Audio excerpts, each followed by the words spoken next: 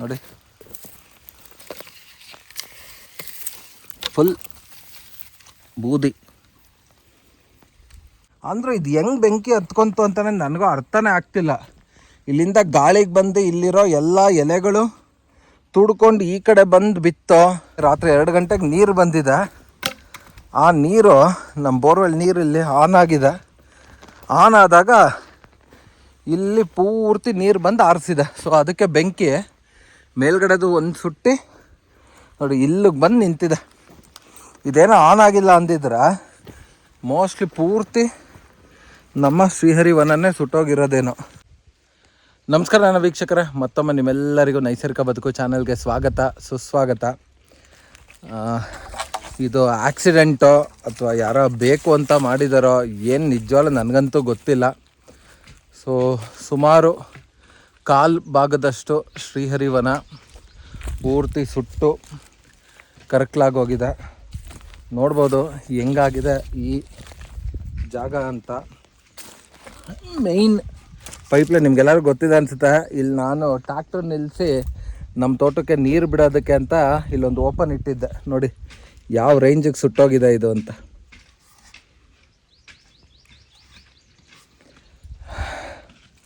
ನನಗಂತೂ ಬಂದು ನೋಡಿದ ತಕ್ಷಣ ಏನು ಹೇಳಬೇಕು ಅಂತಲೇ ಗೊತ್ತಾಗಲಿಲ್ಲ. ಇದೆಲ್ಲ ನೋಡಿ ಈ ಕಡೆಯಿಂದ ಬೆಂಕಿ ಹತ್ಕೊಂಡು ಬಂದು ನೋಡಿ, ಆ ಕಡೆಯಿಂದ ಬೆಂಕಿ ಹತ್ಕೊಂಡ್ಬಂದು ಇದಿಷ್ಟು ಪೂರ್ತಿ ಸುಟ್ಟಾಕಿ ನೋಡಿ ಫುಲ್ ಸುಟ್ಟೋಗಿ ನಮ್ಮ ತೆಂಗಿನ ಸಸಿಗಳು ಸುಟ್ಟೋಗಿದೆ. ಇಲ್ಲೊಂದು ಒಳ್ಳೆ ಸಕ್ಕತ್ತಾಗಿದ್ದು ಒಂದು ಸೀಬೆ ಗಿಡ ಇತ್ತು, ಫುಲ್ ಸುಟ್ಟೋಗಿದೆ ನೋಡಿ. ಫುಲ್ ಸುಟ್ಟೋಗಿ ಇಡೀ ಪೈಪೆಲ್ಲ ನೋಡಿ, ಡ್ರಿಪ್ ಪೈಪ್ ಹೆಂಗಾಗೋಗಿದೆ ಅಂತ.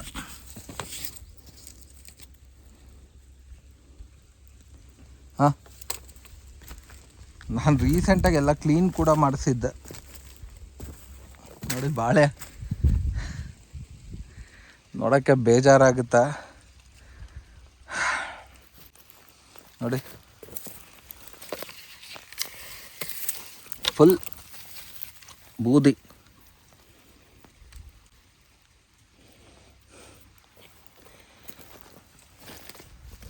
ತೆಂಗಿನ ಸಸಿ, ಇಲ್ಲೂ ಇನ್ನೊಂದು ಸೀಬೆ ಇತ್ತು, ಫುಲ್ ಬೂದಿ. ಇಲ್ಲಿ ಒಂದು ನೋಡಿ ಇದು ಹೋಯ್ತು ನೋಡಿ. ಇದು ಗೊತ್ತಿಲ್ಲ ಈ ಸೀಬೆ ಬರುತ್ತೋ ಹೋಗುತ್ತೋ ಅಂತ ನೋಡಿ. ಇದು ಪೂರ್ತಿ ಇಲ್ಲೊಂದು ಒಳ್ಳೆ ಸಕ್ಕದಾಗ ಒಂದು ನಿಂಬೆ ಗಿಡ ಇತ್ತು, ಇಲ್ಲಿ ಫುಲ್ ಬೂದಿ ಬೂದಿ. ಹಿಂಗೆ ಸುತ್ಕೊಂಡು ಹೋಗಿ ಇಲ್ಲಿಗೆ ನಿಂತಿದೆ. ಯಾ ದೇವ್ರ ದಯೇನೋ ಏನೋ ನನಗೂ ನಿಜವಾಗ್ಲೂ ಗೊತ್ತಿಲ್ಲ. ಕರೆಕ್ಟಾಗಿ ಇದೇನಾಗಿದೆ ಅಂದರೆ ನಮ್ಮ ಮೇಯ್ನ್ ಪೈಪು ಹತ್ಕೊಂಡು ಉರಿದೋಗಿದೆ ಇಲ್ಲಿ.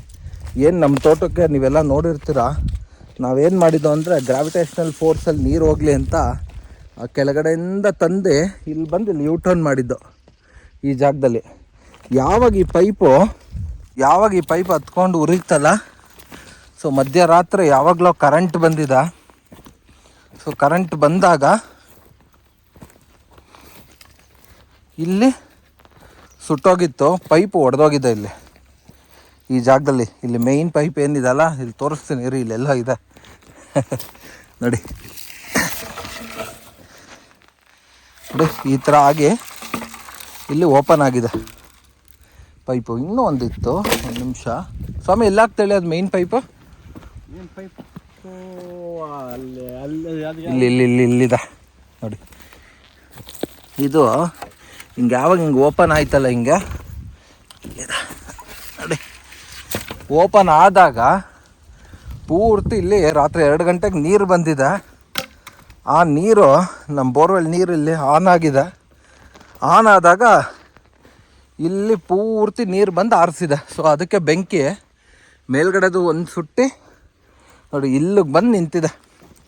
ಇದೇನೋ ಆನ್ ಆಗಿಲ್ಲ ಅಂದಿದ್ರೆ ಮೋಸ್ಟ್ಲಿ ಪೂರ್ತಿ ನಮ್ಮ ಶ್ರೀಹರಿವನನ್ನೇ ಸುಟ್ಟೋಗಿರೋದೇನೋ.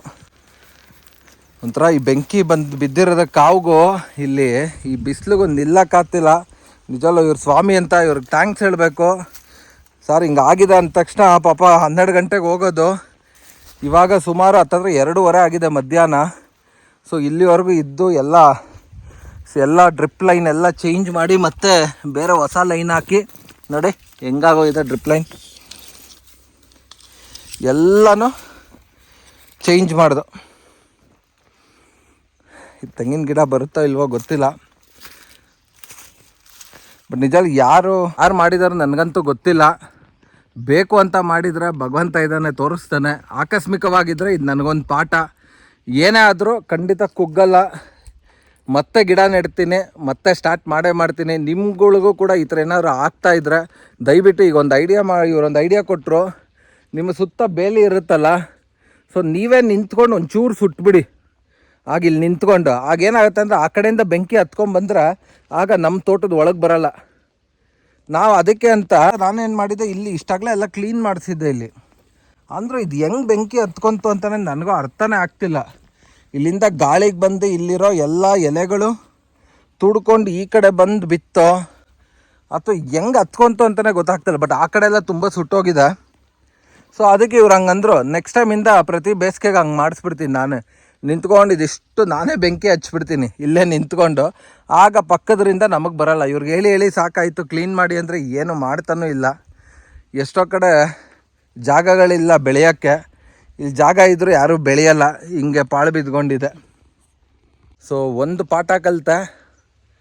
ಸೊ ಪ್ರಕೃತಿ ಮುಂದೆ ನಾವೇನೂ ಅಲ್ಲ ಆಯಿತಾ. ಯಾರಾದರೂ ಬೇಕು ಅಂತ ಮಾಡಿದ್ರೋ ಇದೊಂದು ಆಕ್ಸಿಡೆಂಟೋ ಅಥವಾ ಎಲ್ಲ ಯಾರೋ ಹಚ್ಬಿಟ್ಟು ಅದು ಹಂಗೆ ಇಲ್ಲಿವರೆಗೂ ಬಂದಿದೆಯೋ ನನಗಂತೂ ಗೊತ್ತಿಲ್ಲ. ಒಟ್ಟಿನಲ್ಲಿ ಇವತ್ತು ಬೆಳಗ್ಗೆಯಿಂದ ಇಷ್ಟು ಕೆಲಸ ಆಗಿದೆ. ಸುಮಾರು ಎಲ್ಲ ಒಂದು 8,000 to 10,000 ರೂಪಾಯಿವರೆಗೂ ಖರ್ಚಾಯಿತು. ಬಟ್ ಪರವಾಗಿಲ್ಲ, ಏನೂ ಮಾಡೋಕ್ಕಾಗಲ್ಲ. ಇದೆಲ್ಲ ನಮ್ಮ ನ್ಯಾಚುರಲ್ ಫಾರ್ಮಿಂಗಲ್ಲಿ ಈ ಥರ ಯಾವಾಗಾರು ಆದಾಗ ನಾವು ಯಾರೂ ಕುಗ್ಗಬಾರ್ದು. ಸೊ ಈ ಥರದಕ್ಕೆಲ್ಲ ಯಾವತ್ತೂ ಏನೇ ಆದರೂ ನಾವೆಲ್ಲ ಮತ್ತೆ ನಿಲ್ಲಬೇಕು. ಸೊ ಮತ್ತೆ ತೋಟ ಇದಿಷ್ಟು ಕಟ್ತೀನಿ ಮೇಲ್ಗಡೆದು, ಇನ್ನೊಂದಷ್ಟು ಗಿಡಗಳು ಹಾಕಿ. ಸೊ ಇದೆಲ್ಲ ನಿಮ್ಗಳ ಜೊತೆ ಹಂಚ್ಕೊಬೇಕು ಅಂತ ಅನಿಸ್ತು. ಸೊ ಯಾಕೆಂದರೆ ಯಾವಾಗಲೂ ನಮ್ಮಲ್ಲಿ ಇರೋವಂಥ ಒಳ್ಳೇದನ್ನೇ ಹೇಳೋದಲ್ಲ, ನಮ್ಮಲ್ಲಿ ಯಾವಾಗ ಈ ಥರ ಕೆಟ್ಟದಾದಾಗ, ಸೊ ಈ ಥರ ಒಂದಷ್ಟು ಎಕ್ಸ್ಪೀರಿಯೆನ್ಸ್ ಆದಾಗೂ ನಿಮ್ಗಳ ಜೊತೆ ಎಲ್ಲ ಹಂಚ್ಕೊಳೋದು ನನ್ನ ರೆಸ್ಪಾನ್ಸಿಬಿಲಿಟಿ. ಸೊ ಅದರಿಂದಾಗಿ ನಿಮ್ಗಳ ಜೊತೆ ಎಲ್ಲ ಹಂಚ್ಕೊತಾ ಇದ್ದೀನಿ. ಇವಾಗ ನಾನು ಸ್ಟಾರ್ಟಿಂಗ್ ಬಂದಾಗ ಹೆಂಗಿತ್ತು ವೀಡಿಯೋ ನಿಮ್ಗೊಂದು ತೋರಿಸ್ತೀನಿ ನೋಡಿ. ಈಗ ಹಾಕ್ತೀನಿ ನೋಡಿ ನೀವು.